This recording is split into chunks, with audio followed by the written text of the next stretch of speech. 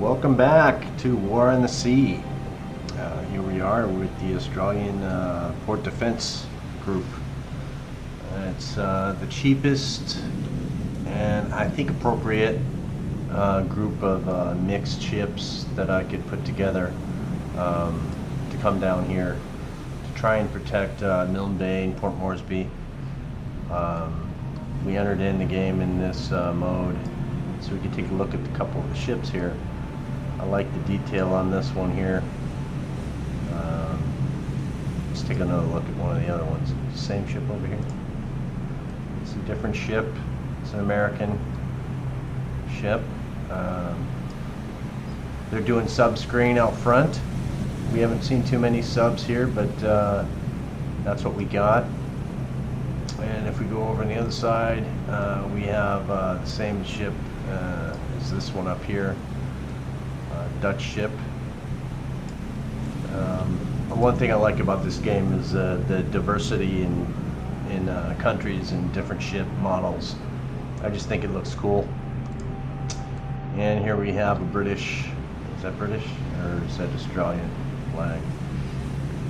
Another ship, very cool paint job on it. And this one as well has depth charges.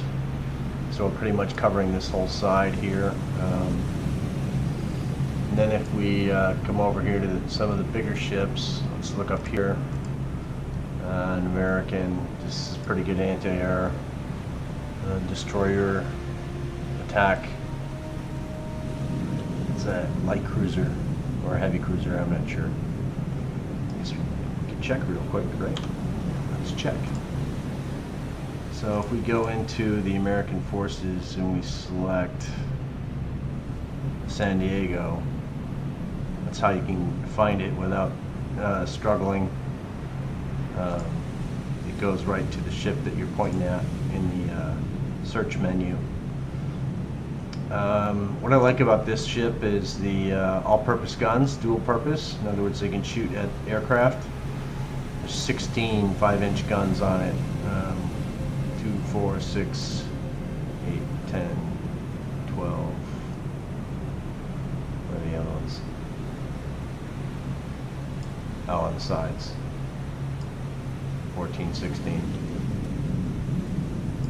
And this one has air radar as well as sonar, so it can detect submarines, and has depth charges, 60 of them, just like a destroyer. So that's kind of cool. And then we come over here and we have it's a British County class heavy cruiser. It's an older style ship. For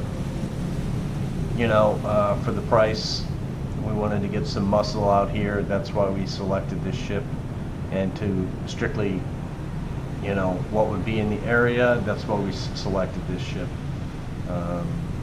What's it got going for it? 8-inch guns. So if we come across a smaller group that may have a light cruiser or cruiser in it, we may be able to put up a good battle there. It does have air radar and passive sonar and depth charges. 15 of them, which are not that big of a deal, but if it does come across, it can do something about it. And then back here we have the Wichita Heavy. So this would be the strongest ship basically in the group. 9 8-inch guns, not dual purpose, but we aren't using this one for dual purpose anyway. We have ships surrounding it with dual purpose. As far as radar goes, it's got a great air radar, 103 nautical miles, no sonar, but doesn't need it because of what's surrounding it. I thought of maybe moving it up into this position up here, because it would be better protected, but who knows. We'll see how that works out for us. So let's get into some gameplay. Thank you for coming to watch, and let's see what we have for us today. We got some work to do. Again, that group is down here protecting Port Moresby. This is going to be, we want to maintain this level 3 rearming base. You have to have on your surface ships, you have to be able to rearm if you have any force down here for your ships, and a level 3 shipyard will allow you to do that. So that's why we want to maintain a level 3. I'd like to get up, the next goal would be to a level 1, but supplies are pretty rough right now. Horn Island, not overly concerned with. I just want to keep an eye on the engineering and the fuel so that we can keep our planes. Again, I'd like to maybe get that up to a level 2 airfield. And then Milne Bay, level 2 airfield, like how I want Horn to be. But there's Kitty Hawks, which don't have, they got 230 distance, which isn't great. They're not very good in a dogfight against 12 zeros, so we got to be aware of that. And then it's got Sunderlands and Beaufighters and Beauforts, which are good for attack and defense, but not much else. And we don't have enough of them, so maybe level 3 for this one in the future. Port Moresby, level 2. Why? Because we need to get these aircraft. Max is 3.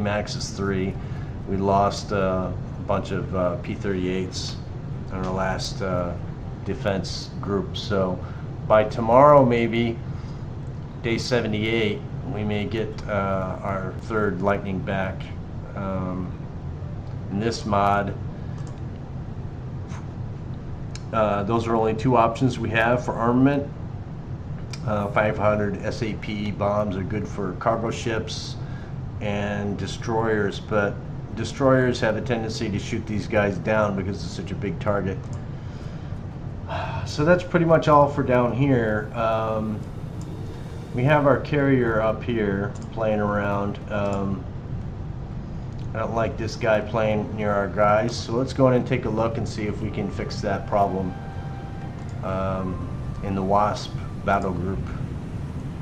Our speed is 25 right now,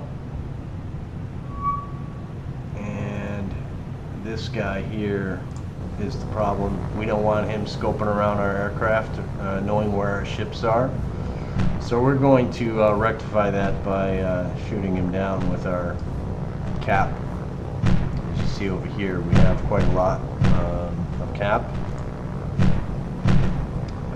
Our OSUs are this guy. This guy's going out searching. He's a good distance away from our carrier. I think that's the carrier. It just glitches out like that. So we've taken care of that guy. Excuse me. Sorry about that.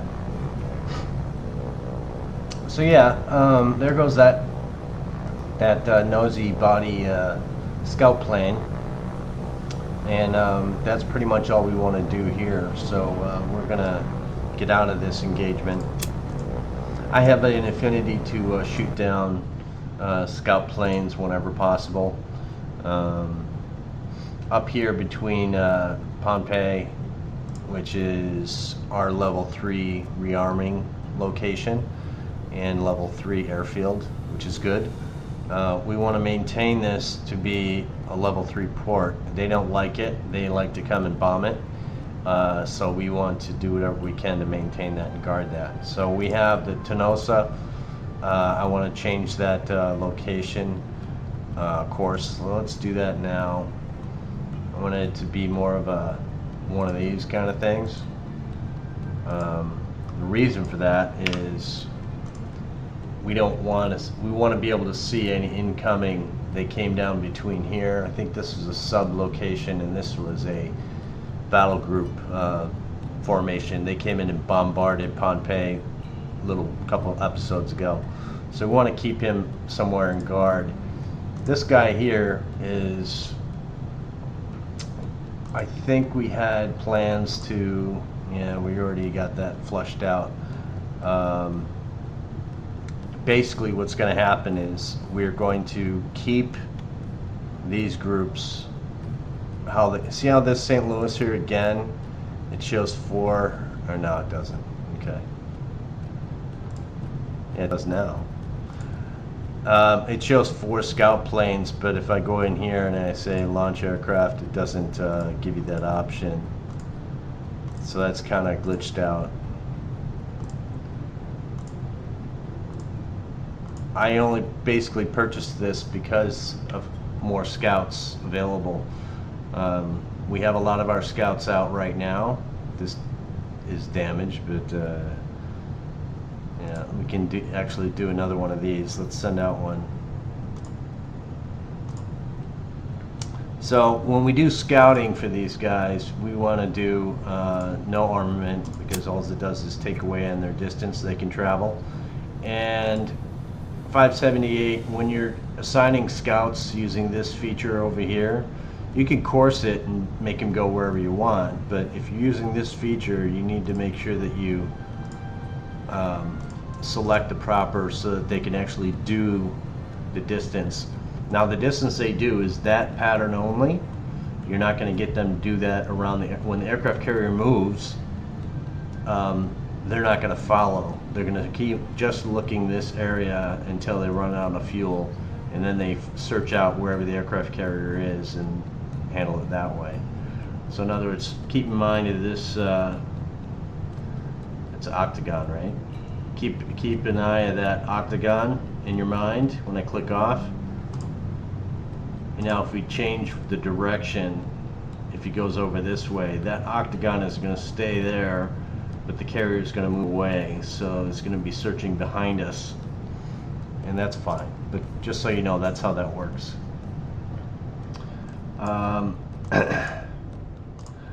Over here at Santa Cruz, we have taken Santa Cruz, so we own this port. We're not considering doing anything more than that other than a staging area for Guadalcanal.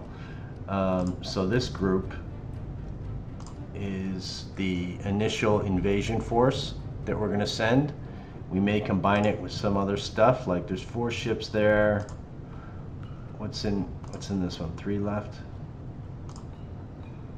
3. So we may take out one of these. Let's unload everything here. We don't want to have them on the ships while they're thinking about what they're going to be doing. So now when you hit the unload all cargo, I saw this in another channel's video, I think it was Taff in Exile. He does really good edited videos, unlike this channel. I watch his videos when they come out, and they're great. He takes a lot of time in editing, and I just don't have I don't know how to do it, basically.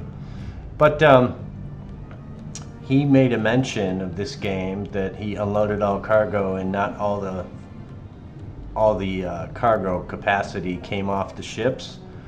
So yeah, you click the unload cargo like so, and then right now you're only highlighting one ship. So if you go up here and you tag this arrow and you look at these zeros, at times engineering and fuel sometimes doesn't come off the ships. If you're, I don't know why, but sometimes that's the case. So to beware of that, every time you unload cargo, before you move on, and pick up cargo for that matter, you want to make sure you're not traveling a good distance without having what you want. You select this arrow and cycle through your ships so that you can see that they're all empty. Now what's happening here is they're going to escort in this group. Now the Macaulay is pretty slow and it's got a lot of troops in, so we'll send them to Guadalcanal with the other group right behind it. We've already bombarded Guadalcanal, so there's no air engagement. So we may just go over there anyway with a force and then wait for these guys to come. I think we're fast enough. These guys travel medium. These guys travel, what do they travel? Medium as well, because of these cargo ships only go 18. A lot of these other ships can go faster. So what we're going to do is we're going to wait.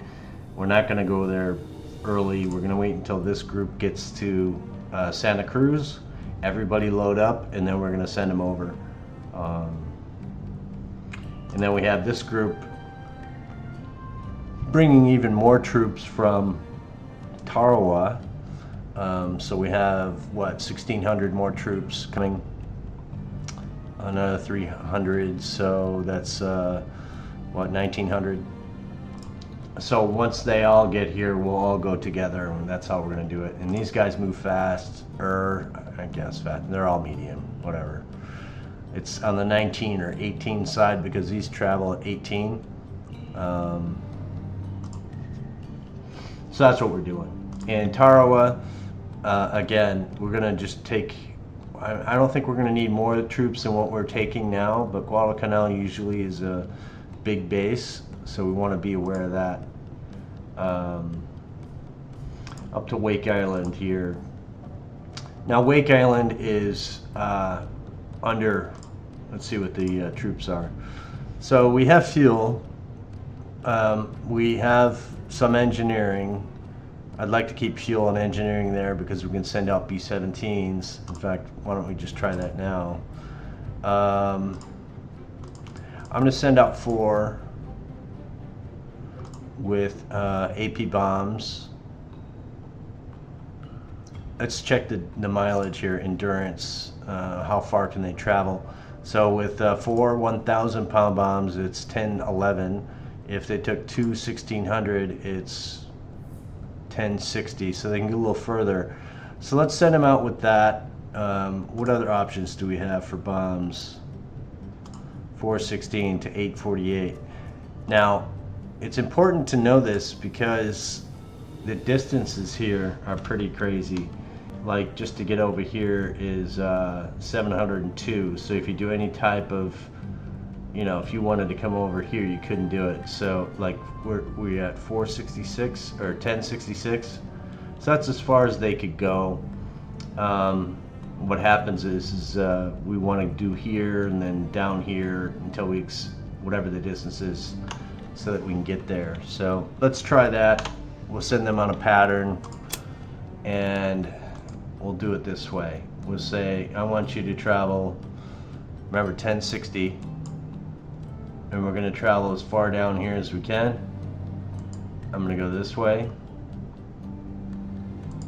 and then up to 1060. Good enough. And then we're going to have them cycle that. So you're going to continually do those routes. Now, I've seen sometimes when you send out aircraft, they will pause and stop or get stuck. We're going to check that now. Like some of these planes, I haven't looked at them, so let's see if they're moving. But I think it has to do with these crossover routes. That may be the case. I don't know. But let's take a look in this general action area and see if these 3 aircraft groups are moving or not. I'm going to start it now. So moving, moving, moving. And we're scrolling through the map to see if we find anything. All right, we have an engagement here, so let's check our aircraft status. 265. We want to get, let's call it a training evolution. We want one guy to go up and get some fighting time, so we're going to send up the one guy, this guy with no bombs, and stay over the WASP task force and continually do that. So let's go into this and see what happens.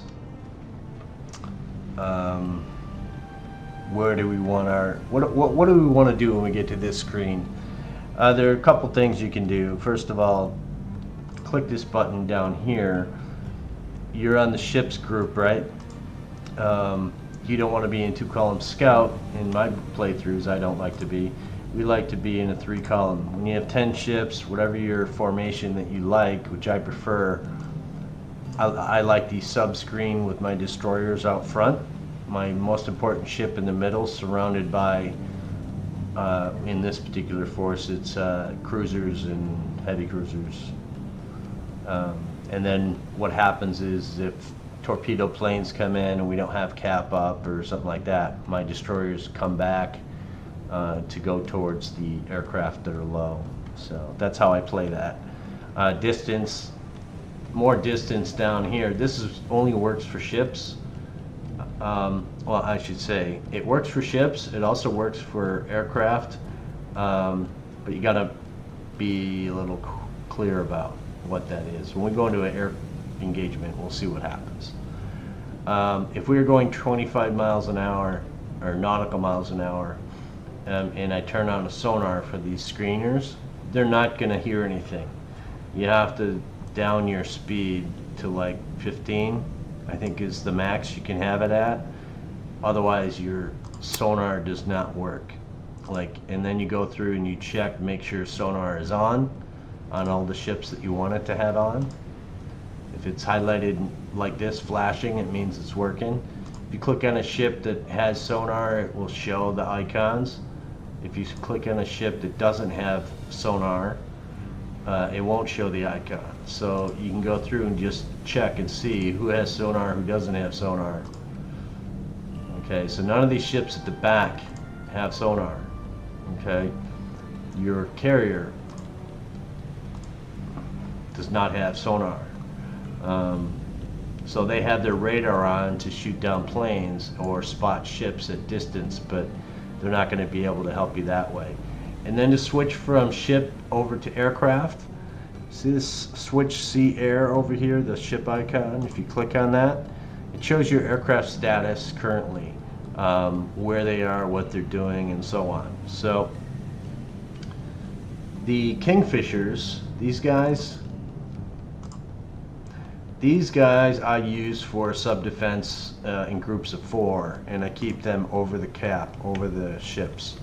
What I like, for whatever reason, they don't keep them in formation like they do fighters, but we're going to make sure that we do that. I'm going to keep them in a formation so that they can, if they do spot a sub, they can drop their armament on a good tight group. So I like to put them in a box. Now this is where this slider here impacts aircraft. This is the distance of the gap, of the spread of the aircraft. Like if you're bombing a sub, you want to narrow that to 50, and then you hit form up. Color changes every time you hit form up. You hit this arrow, it shows you the one aircraft highlighted in yellow. It'll hit the next aircraft in yellow. But again, we are forming up. Okay. Another thing you need to know is that this little, it's a cartridge is what it looks like. It's this, referring to this dogfight at will button. If you keep this on, they will go and fight and do their own thing. And if you don't want to take control of them, leave them that way. If you don't, watch what happens to this screen when I hit the start button. All of these will break out of their formations and select something to attack if there's a ship or aircraft in the area. So that beep you heard, see how these all went to stars? They broke out of their formations. So if I select one, he's attacking number 8. So is he. So he's going for 7. He's going for 7. He's going for 9. 9. 5. This used to be a big problem in this game. They used to, all the fighters would go after the first or closest aircraft. So what do we have here if we go to the mini map? What we have is you click on the enemy aircraft as they appear when you go into an engagement. You see how close they are. So the first thing I want to do is I'm going to my OS2Us, what are they, ducks, right? And I want to get them down on the deck. I want them low. I don't want them to just be forgotten about. And so our lead, 26, right here, he's the one that everybody's going to follow. So we want him to go down. Let's see what happens. He's losing his altitude. We're going to get him down to 310 feet as fast as he can. And we are going to have them do a circle So we want them to just get down as quickly as possible.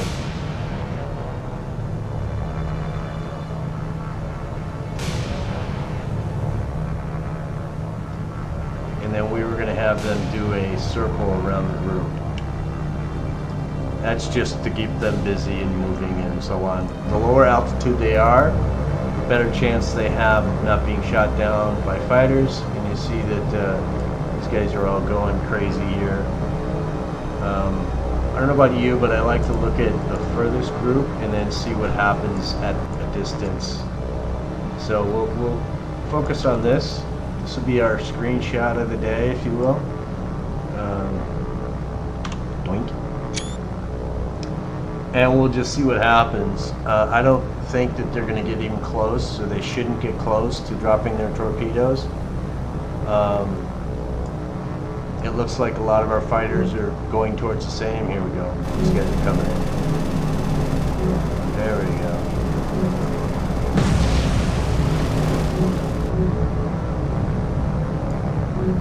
There, we gotta get out of that screen so that we can actually see something. Let's go back over to these guys.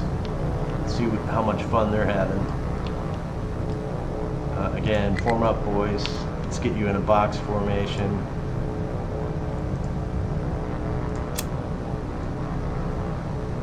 And then we're going to have them screen outside of the group. Do we shoot everybody down? To a really quick way to see if everybody's been shot down in this soup of mass aircraft is to go to this key and then hit the report button, and you see 9 of 9 have been shot down, lost, shot down, and our 29 cap are good, nobody lost anything, and that's the status of our ships. So we want to get everybody doing their thing, that's fine, but if what I like to do is I like to form everybody up. You don't have to do this, but it's what I do. And I have everybody go home and do a flyover victory box, right? And we'll spread everybody out that way. Say form up and go find the ships.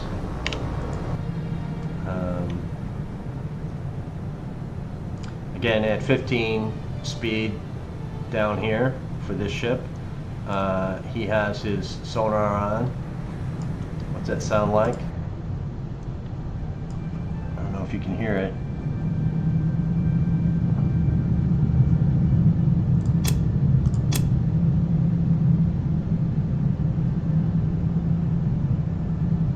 It's not going to cooperate. That's fine. But as you see, our aircraft flying over, looking for, you know, and I've been on an aircraft carrier when this stuff happens, and it's pretty awesome to see your aircraft come back.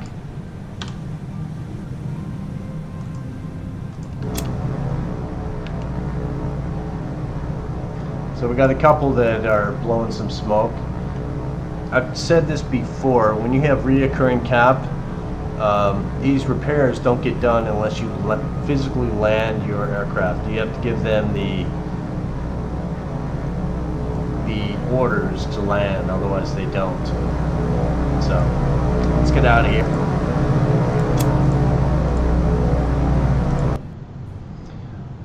So they're going to keep doing that pattern. Let's go back to these guys. So this, I don't know if the smoking guy was in this group of 24 aircraft or not. There's 2 aircraft you saw there smoking. But unless I have them land, they won't rearm, or they'll rearm, I think, but they won't repair.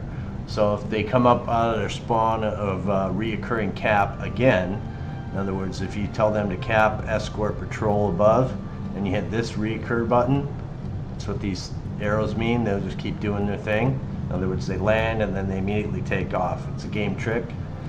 But they don't fix the smoking aircraft. They'll rearm them, but they won't fix the smoking damaged ones. So the other thing you have to understand is if you land them, especially this many aircraft, it could be 2.5 hours to 3 hours of game time, not play time, but game time. So you can get caught with your pants down. So you're gonna let this go until you hit 1900 and they land or are forced to land before that repair takes place. So beware of that. You don't want to get caught with your pants down. So, because if you get caught with your pants down, you could lose aircraft you don't really want to lose. While we're here, we're gonna send up our Wildcats. I want them over this group. So we're gonna say no armament, so they stay out longer. And Task Force 34, the 2 ships, sub hunters, cargo hunters, whatever you want to call them, we want to put a cap over them. So you scroll down, you find, what is it, 34, right? Yep. And they will do a reoccurring. This is how we make it reoccurring.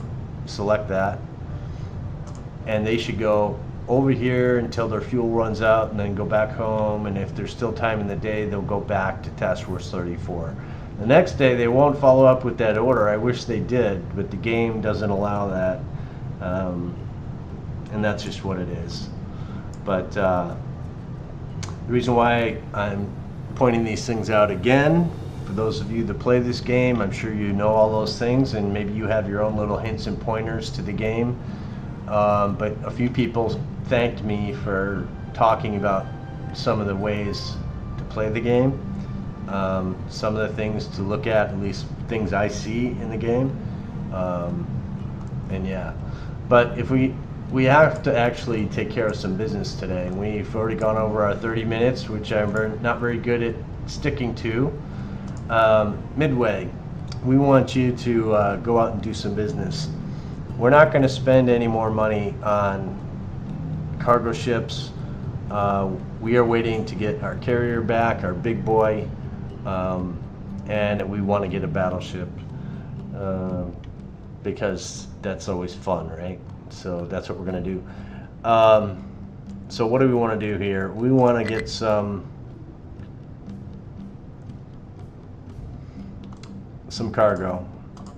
You see, we got our cargo back. Again, these numbers do not go up greatly until, go to rules, until you increase, we're at level 5, so we're supposed to be getting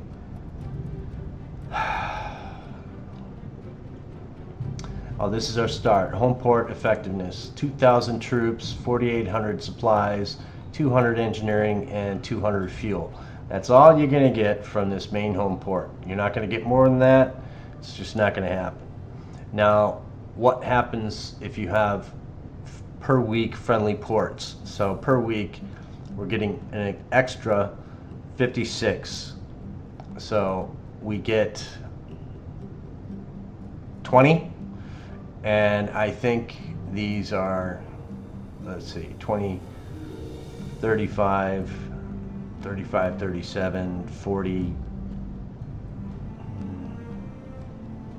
So maybe it is per friendly location you get 9 additional, 12 additional on top of 56. I don't know. But if you don't increase your location ranks, in other words, increase the level port,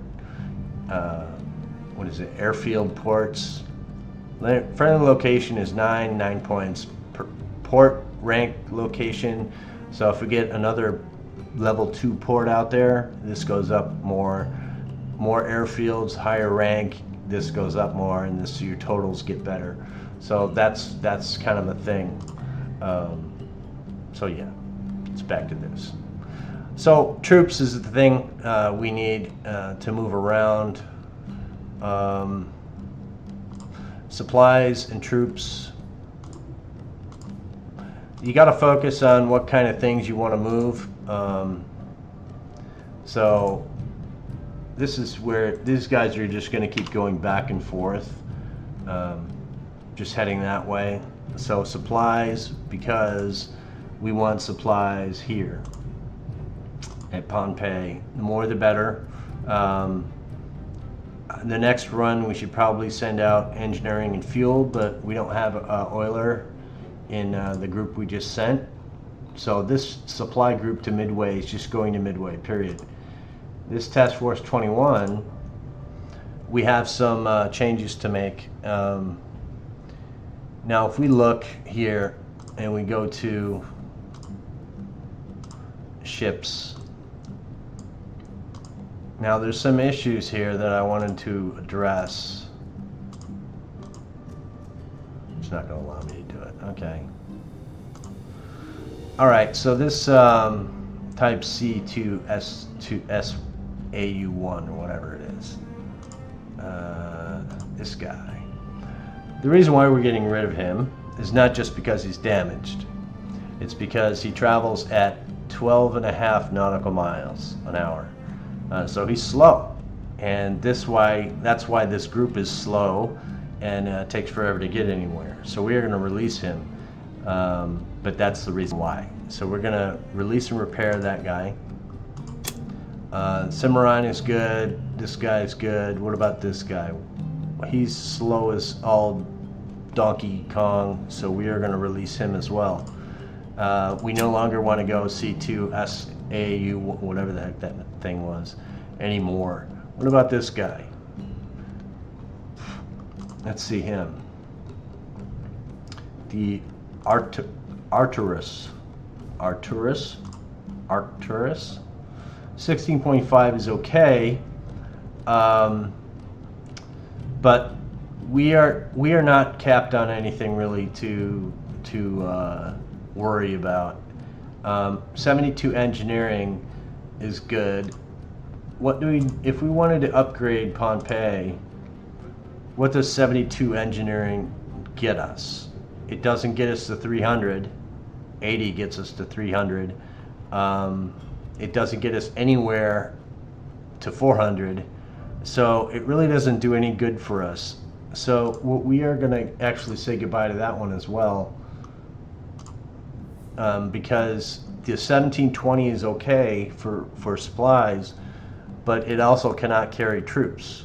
Oh, all right, I'm sorry. What was that? Let's go back. Sorry. It takes 720 troops. It can carry, or it can carry 1120 supplies, or it can carry 72 engineering, and it's basically slow as a dog. So we don't want the ship anymore. It's too old, too slow, not diverse enough. So we're going to release that one. And what happens when you release a ship? Here I am just going and going and going, right? Go to the dockyard and you'll see the ship is here.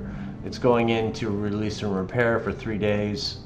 This guy was damaged. He's going to be in for 20 days, so we're not going to worry about him too much. This other guy wasn't damaged. He'll be in there for 3.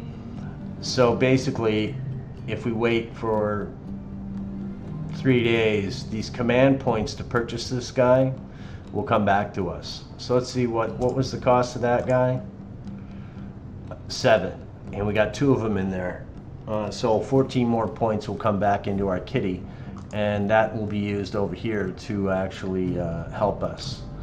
So what are we going to do with Task Force 21 that we have sitting right here?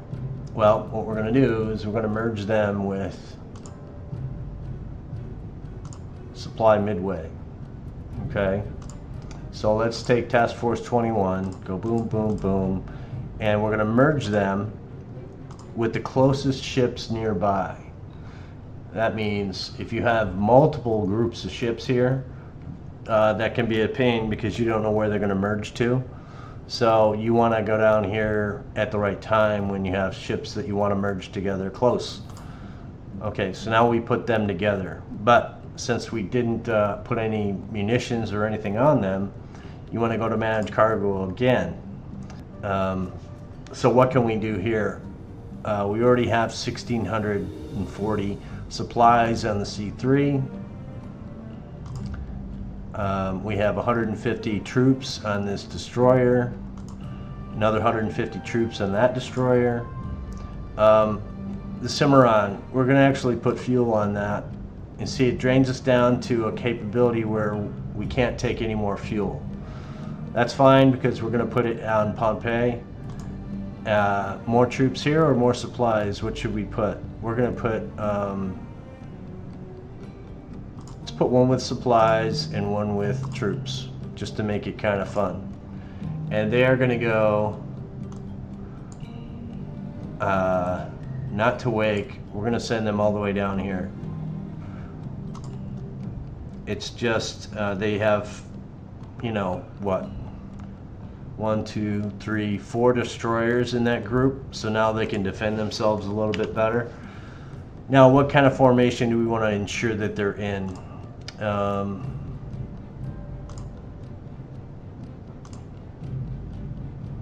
Okay, if we do it this way, we can put 3 destroyers out front, which we all know I like. Put the oiler at 1, or I think I want to do 1 and 5, so we're going to say 1 and 5. So how do you switch positions? You select the ship you want to move, and you highlight the one you want it to move to, and then you hit the switch button or swap positions button, and you watch. If you watch these 2 ships, they'll move position when I hit the button. I did hit the button. Okay, so 5 is 5, the Cimarron with the fuel, which is the most valuable thing here, basically. And 1 is the supplies, 1640. And now we have all these destroyers guarding the whole right side, front, and part of the left side. Now, what kind of spacing do we want?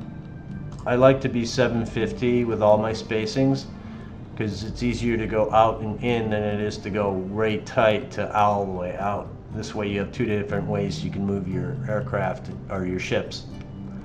So that's what I like to do. One last thing before we say adios to this, what, I don't even know what part we're on, 38, I think. Again, I've said this before and I'll say it again. I'm waiting mainly for my carrier to come back so I can actually have some force to attack. And I'm waiting for these in July, the Bogues and the Independence. I'm gearing towards Independence, but Bogues will be cheaper. I think they go for 30 command points.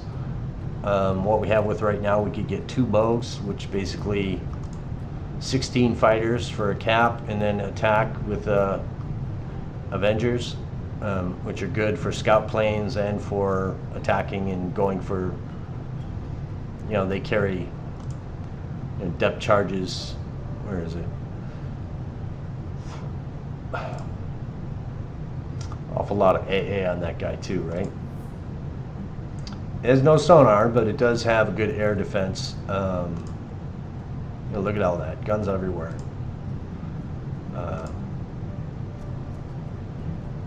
So it doesn't show you what this guy has, but you know, what's the way I can do that? I think there is, right? So if I look at Avengers and I go to armament, you see these are all the choices. Mark 13 torpedoes, which I turned off the dud option here, so if I hit, I hit.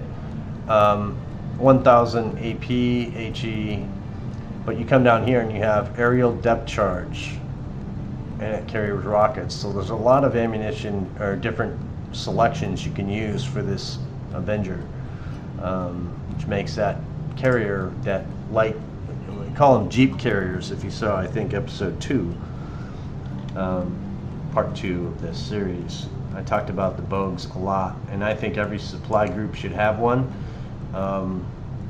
It keeps them safe, and they're cheap. So yeah, so that's where we stand right now. I guess we're waiting for this group to come in, and I will say pretty much a lot of the same things. I screen these old supply ships and see which ones I want to keep, which ones I want to retire. C3s I'll keep, Cimarrons I have to keep, Macaulay's, Haskell's, I think these guys will go in the next group. Yeah. Where are you headed? Why do you still have engineering on you? Yeah, like I said before, it happens to everybody, right? Okay. All right, well, thanks for watching, and we will see you in the next episode. Appreciate it.